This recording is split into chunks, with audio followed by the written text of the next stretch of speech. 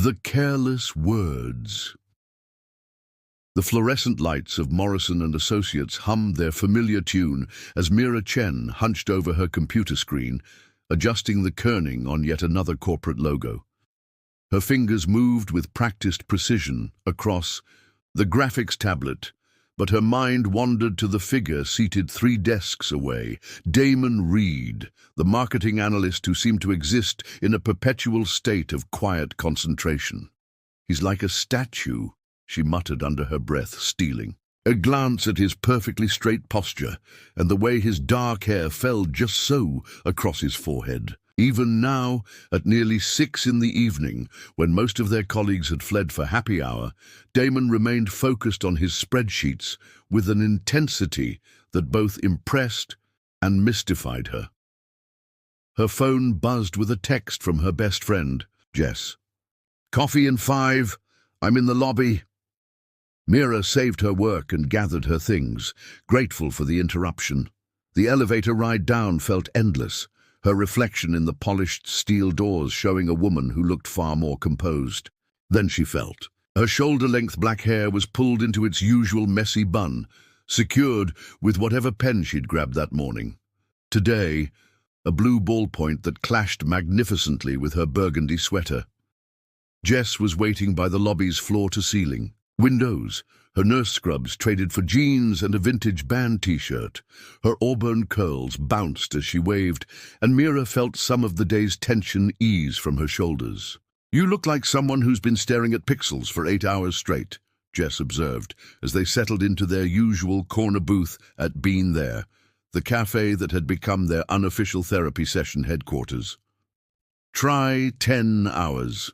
Mira replied, wrapping her hands around her lavender latte. "We've got 3 client presentations due tomorrow, and naturally everyone decided they needed just one tiny change at 4:30. "Speaking of work," Jess leaned forward with the expression that meant she was about to pry, "how's your mysterious office crush, the one who looks like he was carved from marble?" Heat crept up Mira's neck.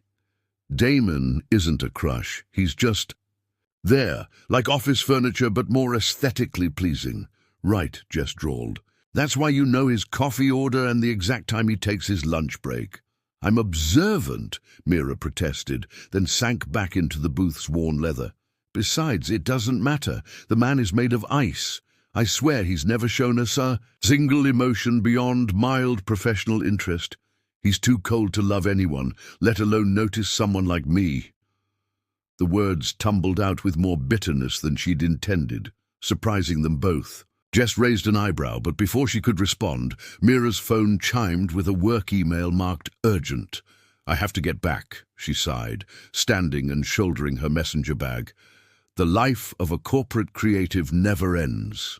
The elevator back to the 14th floor felt slower than usual, giving Mira time to replay her conversation with Jess. Had she been too harsh about Damon? Perhaps, but it wasn't like he would ever know what she thought. The man barely acknowledged her existence beyond the occasional nod in the hallway or professional email chain. The office was nearly empty when she returned, just the dedicated few burning the midnight oil. She settled back at her desk, but something felt different. The air seemed charged, as if a storm had passed through while she was gone. Damon's desk appeared untouched, monitor still glowing, coffee cup in its precise spot beside his keyboard, but his chair was pushed back at an odd angle. Shaking off the strange feeling, Mira dove back into her work, losing herself in color, palettes, and font choices. It wasn't until she finally looked up at the clock, 11:47 p.m., that she realized she was completely alone on the floor. Even Damon had vanished, though his computer still hummed quietly in the dim office lighting.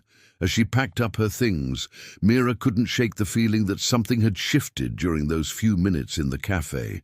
The air still held that electric quality, like the moment before lightning strikes. But that was ridiculous.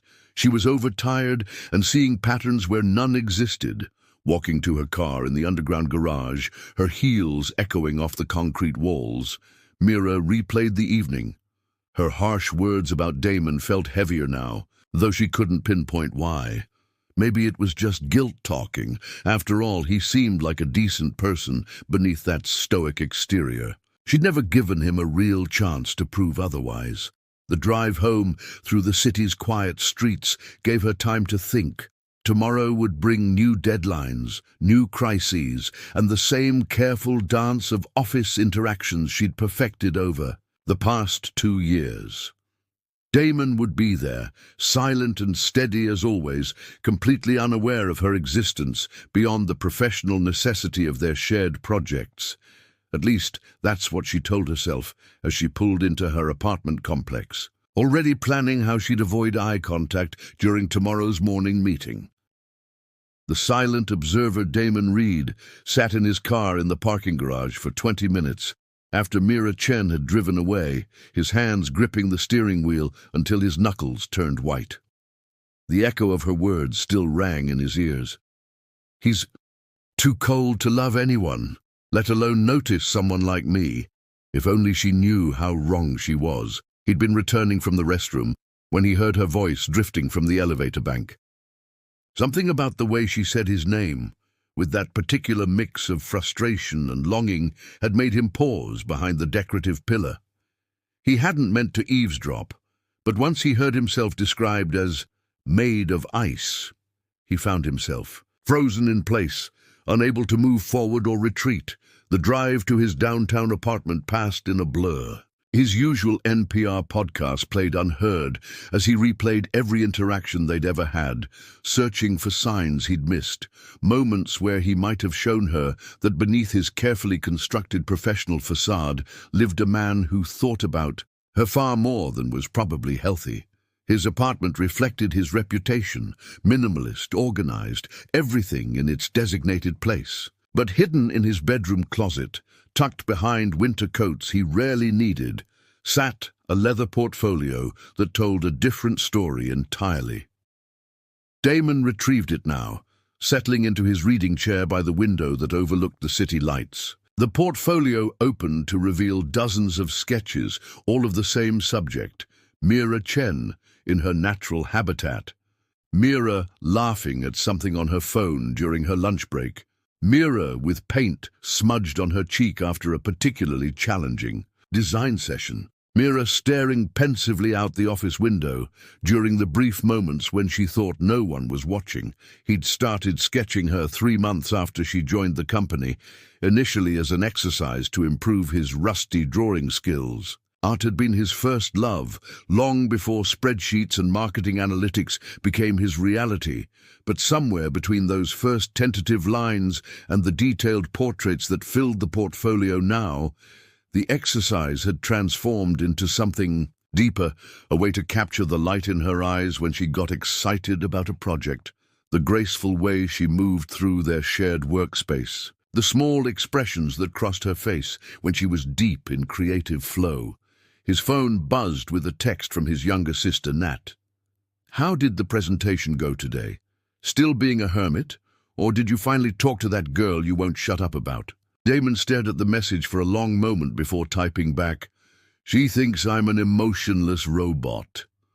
The response came immediately. "Well, maybe stop acting like one. Just a thought from your brilliant little sister who somehow managed to get married despite being related to you." He set the phone aside and returned to his sketches. Tomorrow marked exactly 2 years since Mira had started at Morrison & Associates, though he doubted she remembered the significance of the date. He remembered everything about that first day, how she'd walked into the office wearing a nervous smile and a dress the color of autumn leaves, how she'd gotten lost trying to find the supply closet, how she'd laughed when he'd wordlessly pointed her in the right direction. That laugh had been his undoing. Over the months that followed, Damon had perfected the art of invisible observation. He knew she took her coffee with oat milk and a shot of vanilla. He knew she worked best with indie folk music playing softly in her headphones. He knew she had a habit of chewing her bottom lip when concentrating, and that she always had paint or ink somewhere on her person by the end of the day. He also knew she thought he was unfeeling, unreachable, Cold, the irony wasn't lost on him. In trying to be professional, in maintaining the boundaries he thought she preferred, he'd built walls so high she couldn't see the man behind them. The man who made sure her favorite tea was always stocked in the office kitchen. The man who had discreetly handled the technical issues with her computer last month, routing the work order through IT so she'd never know he'd personally ensured her deadlines weren't compromised. The man who had spent countless evenings perfecting the marketing analyses for their shared projects, not because his job required it, but because he wanted her creative work to shine. Damon closed the portfolio and moved to his kitchen, methodically, preparing his usual evening meal while his mind raced.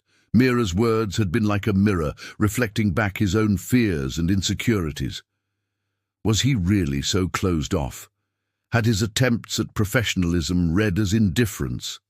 His sister's words echoed in his mind, maybe stop acting like one. The next morning arrived grey and drizzly, matching Damon's mood as he made his way to the office. He arrived early, as always, but found himself stealing glances toward Mira's empty desk every few minutes. When she finally appeared at her usual time, coffee in hand and hair slightly damp from the rain, he felt his carefully practiced composure waver. She looked tired, shadows under her eyes suggesting she'd had as restless a night as he had. When their eyes met across the office, he offered his standard professional nod, but she quickly looked away, a flush creeping up her neck. The morning crawled by with agonizing slowness. Damon found himself hyper-aware of Mira's every movement, every sigh of frustration as she worked on what appeared to be a particularly challenging logo design. Around 10:30, he watched her discover the fresh box of her favorite tea bags in the kitchen, Earl Grey with lavender, and saw the small smile that crossed her face when she thought no one was looking. If only she knew he'd driven to 3 different stores the previous evening to find that specific blend. The portfolio in his apartment called to him throughout the day, along with a half-formed plan that both terrified and exhilarated him. Perhaps it was time to stop being the silent observer. Perhaps it was time to show Mira Chen that the man she thought was too cold to love had been quietly, desperately in love with her for months. The question was whether he had the courage to reveal himself, knowing she might reject not just his feelings, but the very essence of who he'd been hiding behind his professional mask. As the afternoon wore on, Damon made his decision. Tomorrow, he would do something that went against every instinct for self-preservation he'd developed over the years. Tomorrow, he would show her his heart. The rooftop confession. The email appeared in Mira's inbox at exactly 4:47 p.m., sandwiched between a client revision request and a reminder about the office holiday party. The sender made her pause mid-sip of her afternoon coffee. Damon read. Subject: quick question. MRHE Mira, could you meet me on the rooftop garden in 10 minutes? I have something work-related to discuss, and it's quieter up there. Thanks, Damon. She read the message 3 times, searching for hidden meaning in the formal tone that was so characteristically him. Work-related seemed unlikely. They weren't collaborating on anything urgent, and Damon had never sought her out for impromptu meetings in the 2 years they'd worked together. The rooftop garden was Morrison & Associates' crown jewel, a green oasis tucked away on the building's top floor that most employees forgot existed. Mira had discovered it during her first week when she'd gotten lost looking for the supply closet and stumbled through an unmarked door into paradise. Somehow, she'd never encountered another soul up there during her occasional stress relief visits. She found herself smoothing her navy blue blouse and checking her reflection in her computer screen before mentally chiding herself. This was Damon, the human iceberg. Whatever he wanted to discuss would be brief, professional, and completely devoid of personal meaning. The elevator ride to the roof felt eternal. When the doors finally opened onto the garden's entrance, late afternoon sunlight streamed through the glass ceiling, casting everything in golden hues. The space was exactly as she remembered. Carefully tended planters filled with seasonal flowers, a few wrought-iron tables and chairs scattered throughout, and the city skyline visible through floor-to-ceiling windows. Damon stood near the far window, his back to her, hands clasped behind him in his typical formal posture. But something was different. His usually perfect hair was slightly disheveled, as if he'd been running his fingers through it, and his shoulders carried a tension she'd never noticed before. "Damon." Her voice echoed strangely in the quiet space. He turned, and Mira felt her. Breath catch. This wasn't the composed, unreadable Damon she knew from the office. This man's dark eyes held a vulnerability that made her chest tighten, and when he spoke, his voice carried a roughness she'd never heard before. "Thank you for coming." He gestured to one of the small tables, where she noticed he'd placed 2 cups of tea. "I brought Earl Grey with lavender. I know it's your favorite." The simple observation stopped her cold. "How did you know that?" Damon's mouth curved into the faintest smile, transforming his entire face. "I notice things, Mira. More than you might think." She settled into the chair across from him, accepting the warm cup with hands that trembled slightly. The tea was perfect. Exactly. The right temperature, the lavender notes subtle and soothing. "This isn't about work, is it?" "No." The single word hung between them, heavy with unspoken meaning. Damon leaned forward, his elbows on the table, and for the first time since she'd known him, he looked uncertain. "I need to tell you something, and I'm not sure how to begin. The beginning usually works," Mira said softly, surprised by her own boldness. He laughed, actually laughed, and the sound was warm and rich and completely unexpected. "The beginning, right." His fingers drummed, once against the table before he seemed to make a conscious effort to still them. "I heard you yesterday, in the cafe with your friend. You said I was too cold to love anyone." Heat flooded Mira's face, shame and mortification warring in her chest. "Damon, I'm so sorry. I didn't mean... I shouldn't have said..." "You weren't wrong," he interrupted gently. "Not entirely.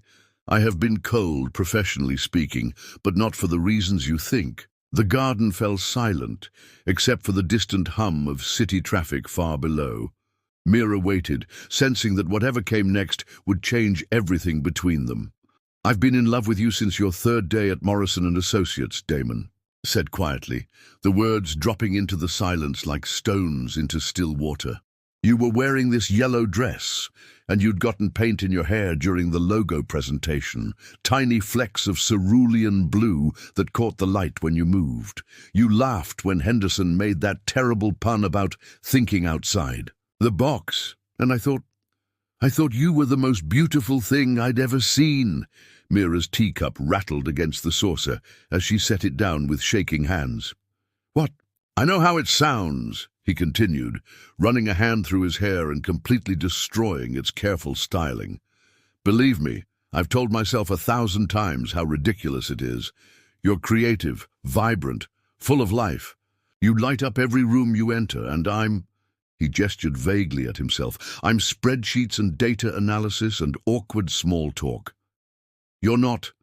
"I'm terrified," he said, the admission seeming to surprise them both. "I've been terrified for 2 years that if I let you see who I really am, you'd realize how completely ordinary I am, how boring, how utterly unworthy of someone like you." The words hung in the air between them, raw and honest, and completely at odds with the composed professional she thought she knew. Mira stared at him, taking in the vulnerability written across his features, the way his hands trembled slightly, where they rested on the table. "So I built walls," he continued, his voice growing stronger. "I convinced myself that if I maintained professional distance, I could protect both of us. You from having to deal with unwanted attention from a colleague, and me from the inevitable rejection. Damon, Mira began, but found herself without words. I know it's too late, he said quickly, misreading her silence. I know you see me as cold, unfeeling, and maybe you're right. Maybe I've been pretending to be professional for so long that I've forgotten how to be real. The sun was setting now, painting the garden in shades of orange and pink. In the growing twilight, Damon looked younger somehow, his carefully constructed mask finally slipping away to reveal the man beneath. You want to know what's real?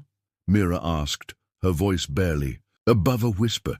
What's real is that I've spent 2 years thinking you were completely out of my league. Too sophisticated, too intelligent, too perfect. His eyes widened in surprise.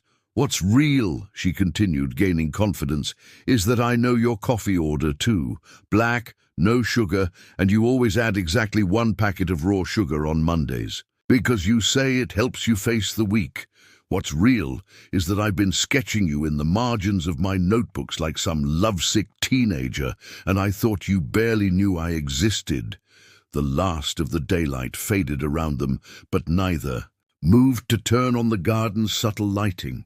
In the gathering darkness, they sat across from each other, 2 years of misunderstanding and carefully maintained distance finally crumbling away. I have something to show you, Damon said finally. Tomorrow, if you'll let me. Mira nodded, not trusting her voice. And Mira? He reached across the table, his fingers barely brushing hers. I'm not made of ice. I'm just a man who's been too afraid to let you see that I'm on fire. The Sketchbook of Moments. Mira barely slept that night. Every time she closed her eyes, she saw Damon's face in the rooftop garden, not the composed, professional mask he wore in the office, but the raw vulnerability of a man laying his heart bare. The memory of his words played on repeat. I'm not made of ice. I'm just a man who's been too afraid to let you see that I'm on fire. She arrived at work early, something she rarely did, driven by a nervous energy that had kept her tossing and turning until dawn. The office was nearly empty, just a few dedicated early birds scattered throughout the floor. Damon's desk sat pristine and vacant, his computer monitor dark. The morning crawled by with agonizing slowness. Every footstep in the hallway made her heart race. Every elevator ding had her glancing toward the entrance. When Damon finally appeared at his usual time, she felt her pulse spike. He looked as tired as she felt, dark circles under his eyes, suggesting he'd had an equally restless night. Their eyes met across the office, and he offered a small, uncertain smile before mouthing, "Later." The anticipation was killing her. At exactly noon, another email appeared in her inbox. Rooftop. Same place. Please. This time, when the elevator doors opened onto the garden, she found it transformed.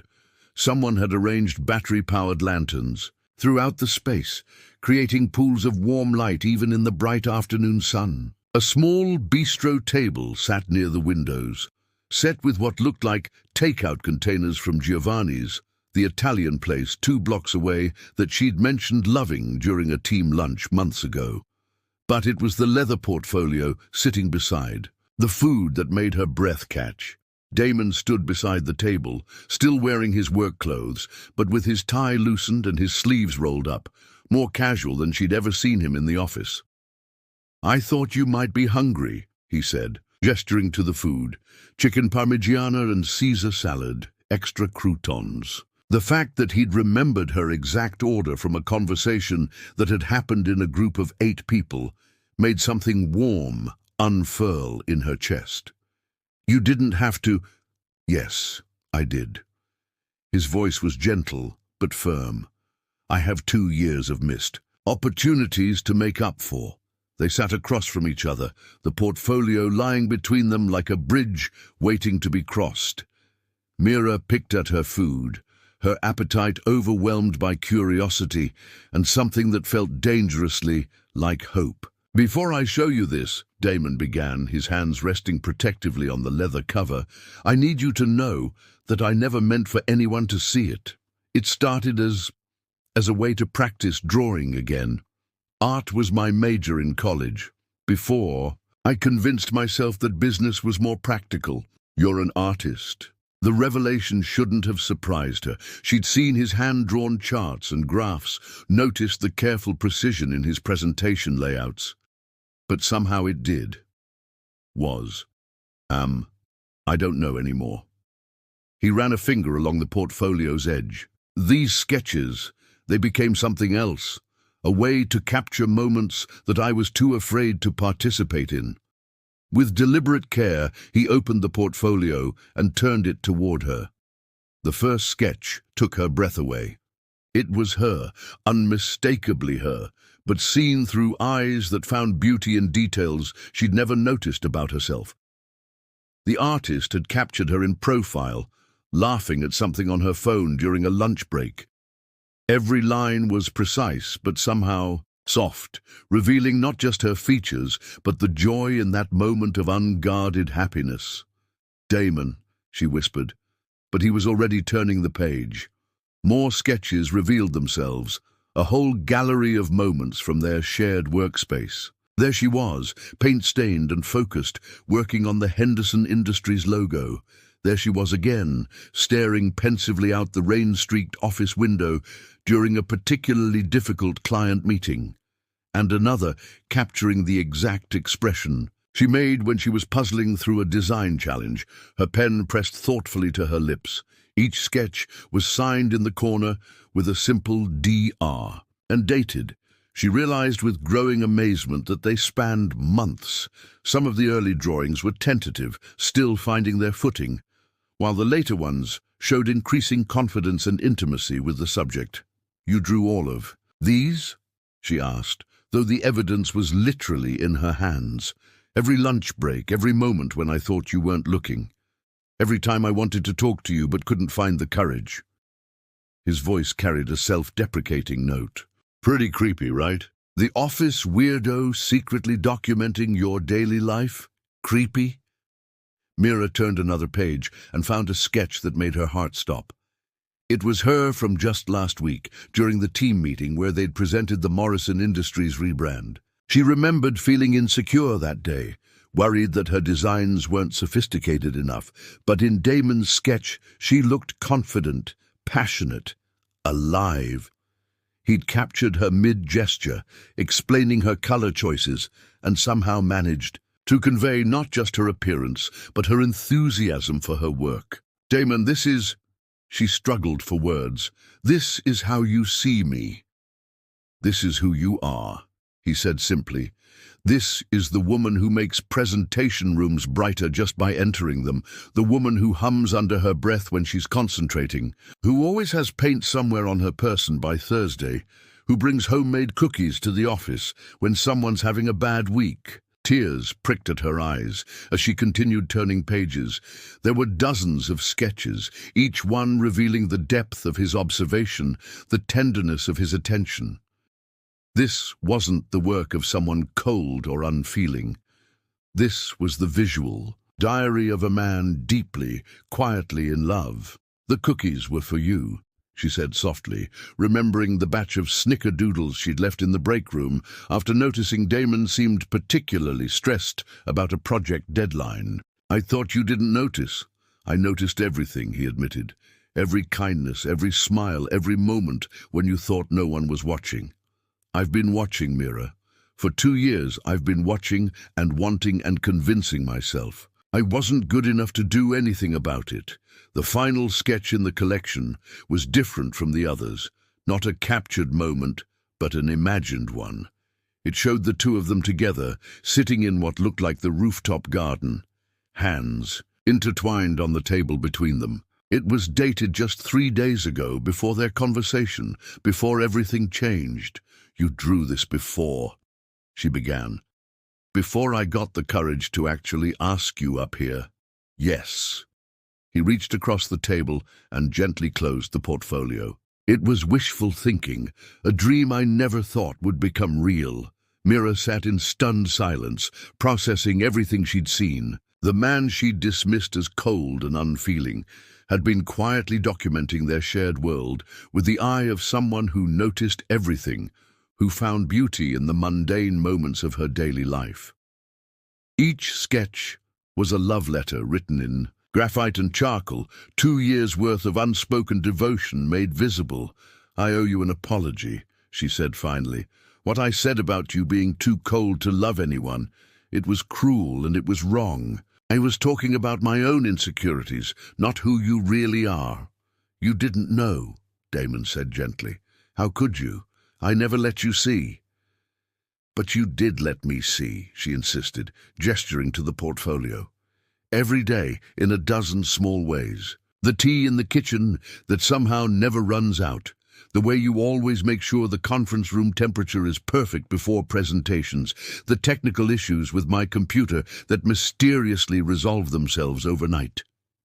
His eyes widened, slightly, as if he was surprised she'd noticed. "I see you too, Damon Reed." Learning to love. 3 months later, Mira discovered that falling in love with someone you already knew was like watching a familiar painting reveal hidden layers under different light. Every day brought new revelations about the man she'd worked beside for 2 years without truly seeing. She learned that Damon arrived at the office early, not because he was obsessively punctual, but because he used the quiet morning hours to sketch in a new portfolio, one filled with architectural details from around the city, flower arrangements from the rooftop garden, and yes, still occasionally her, but now with permission, and often with her, looking back at him from across their shared table. She discovered that his precise, methodical approach to work masked a playful creativity that emerged once the office emptied. On late nights, when they both stayed to finish projects, he would leave small origami animals on her desk. A crane when she was stressed about deadlines, a butterfly when she successfully landed a difficult client, a heart the first time she kissed him goodbye in the parking garage. "You're going to give us away," she'd warned him about the origami heart, but she'd kept it pressed between the pages of her planner anyway. "Let them figure it out," he'd replied, surprising her with his boldness. "I'm tired of pretending I don't. Want to hold your hand in meetings." The transition from colleagues to something more hadn't been without its awkward moments. Their first official date, dinner at a small French bistro downtown, had felt strange after months of stolen lunches. In the rooftop garden, they'd both been nervous, reverting to their old professional dynamic until Damon had finally laughed and said, "This is ridiculous. We know each other's coffee orders and deepest fears. Why are we acting like strangers?" "Because," Mira had replied, reaching across the table to take his hand, "we're learning a new language, the language of not hiding." And they were learning, slowly and sometimes clumsily, but with a tenderness that took her breath away. Damon approached their relationship with the same thoughtful attention he brought to everything else. But now, that attention was freely given, instead of secretly stolen. He learned that she was ticklish behind her left ear, that she sang off-key in the shower, that she cried at commercials featuring dogs. Mira, in turn, discovered the man beneath the professional facade. Damon, who made elaborate weekend breakfasts while wearing paint-splattered pajama pants. Damon, who had strong opinions about coffee brewing methods and could spend an hour explaining the optimal water temperature for different bean varieties. Damon, who kept a succulent garden on his apartment balcony and had named each plant after a different Renaissance artist. "Michelangelo's looking a little droopy," she'd observed one Saturday morning, gesturing to a particularly sad-looking jade. "Plant. He's always been dramatic," Damon had replied seriously, and she'd realized he wasn't joking. Their colleagues at Morrison and Associates had figured out something was different within a week of that first rooftop conversation. It was hard to miss the way their professional emails had developed a warmer tone, or how Damon no longer stiffened when Mira approached his desk. Jess, of course, had taken full credit for the development. "I knew my interrogation about your office crush would pay off eventually," she'd declared over celebratory drinks. "Though I have to say, I never pegged Mr. Mysterious for a secret romantic. He left a sketch of us dancing on my desk yesterday," Mira had confided. "Just a small one, tucked under my keyboard. We haven't even danced together yet." "So dance," Jess had said, as if it were the most obvious thing in the world. That evening, Mira had put on music in her apartment and extended her hand to Damon, who was sitting on her couch, reviewing marketing projections. "Dance with me." He'd looked up from his laptop, eyebrows raised. "Now, here? Why not?" They'd swayed together in her living room to a playlist of indie folk songs, her head on his shoulder, his arms wrapped securely around her waist. It hadn't been graceful or particularly skilled, but it had been theirs, a moment created just for them, with no audience but the city lights visible through her apartment windows. "You know what I love about you," she'd murmured against his neck. "Tell me. You see beauty in ordinary moments. You make everyday things feel special just by paying attention to them." "That's just love," he'd replied quietly. "Love makes you notice things you never saw before." Now, standing in the rooftop garden on a crisp autumn afternoon, Mira reflected on how much had changed since that first vulnerable conversation 3 months ago. The space had become their unofficial sanctuary, the place where they'd learned to see each other clearly. Damon sat at their usual table, working on a sketch while she reviewed proofs for the latest client presentation. The comfortable silence between them was punctuated only by the scratch of his pencil and the distant sounds of the city below. "What are you drawing?" she asked, setting aside her work. He turned the sketchbook toward her, revealing a detailed drawing of the garden itself. The carefully tended planters, the play of light through the glass ceiling, the small table where they'd shared so many lunches and conversations. But in the corner of the sketch, barely visible unless you knew where to look, he'd drawn 2 figures sitting together, hands intertwined on the table between them. "It's us," she said softly. "It's where we learned to stop being afraid," he corrected. "Where we learned that love isn't something you have to earn or prove you deserve. Sometimes it's just something you're brave enough to accept." Mira reached for his free hand, threading their fingers together in the gesture that had become as natural as breathing. "And sometimes it's something you're patient enough to wait for, even when the other person is too scared to see what's right in front of them." "Are we talking about you or me?" Damon asked, his smile teasing. "Both of us," she admitted. "We were both hiding, weren't we? You behind your professional mask, me behind my assumptions about who you were." The sun was beginning to set, painting the garden in the golden light that had witnessed so many of their important moments. Soon they'd pack up their things and head home, sometimes to her apartment, sometimes to his, the decision made with the easy casualness of people who no longer needed to overthink every interaction. "I have something for you," Damon said suddenly, reaching into his messenger bag. He withdrew a small, leather-bound sketchbook, its cover worn soft with handling. "I thought you might like to start your own collection of moments." Mira opened the cover to find the first page inscribed in his careful handwriting, "For Mira, so you can capture the world the way you see it, with all the beauty and wonder you bring to everything you touch."